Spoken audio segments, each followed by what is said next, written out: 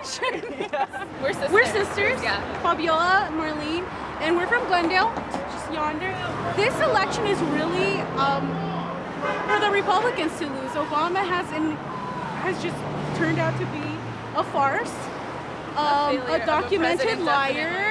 And if I were a Democrat who voted for Obama in the last election, I'd be just indignant. I'd be disillusioned completely. And I think it's time for people to take Ron Paul seriously as a candidate.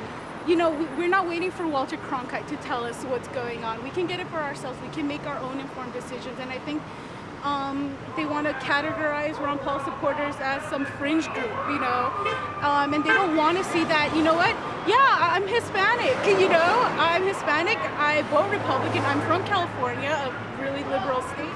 It's time that a lot of groups, you know, are coming into our own. You know what, I can't sit back anymore, I can't defend the status quo, you know, and that's what the other candidates have. They are status quo, they're defending that, and we need someone bold.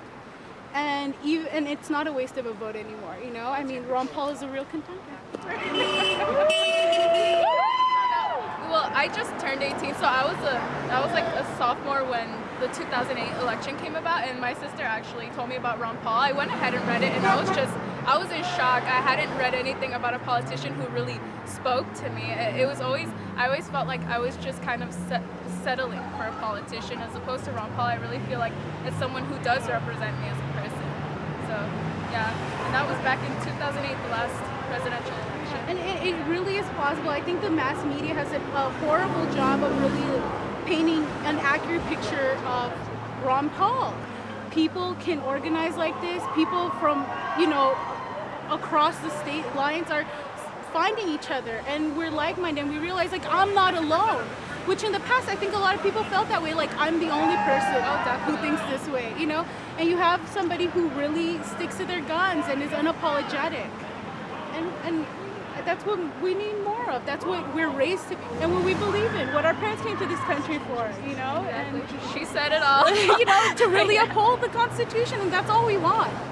That's what we need more of. That's what we're raised to be. We're raised to be these, you know, people of, you know, of individuality, and we just want that in our leadership. Like, is it that crazy? We don't want a president who tells us that our rugged individualism doesn't work. I mean, that's what Obama has said. We don't want someone like that. We want someone who will allow us the opportunity to be individualistic, to work for ourselves, and be able to create, you know, be really the dictators of our own lives, you know, that, exactly. You know, I'm gonna paint the way. I just need you guys to leave me the hell alone and let me do it. And that's what Americans are known for in the world, you know?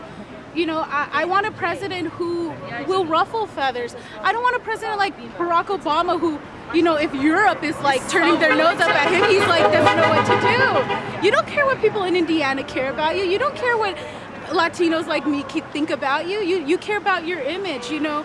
I'm gonna quote one of the people last night, but like campaigner in chief, hey, I think you're elegant. I think you're great. You look great in front of that microphone. But that's it? That's all you got? I'm sorry, I'm not buying it. 2 years in Senate? That's it? 2 years working at a bank, you're still counting quarters. I'm like, and you're supposed to be the commander in chief? I don't buy it anymore. Like, good for your PR people, but enough. Like, that only gets you in the door. Like, you need to really, you know, get your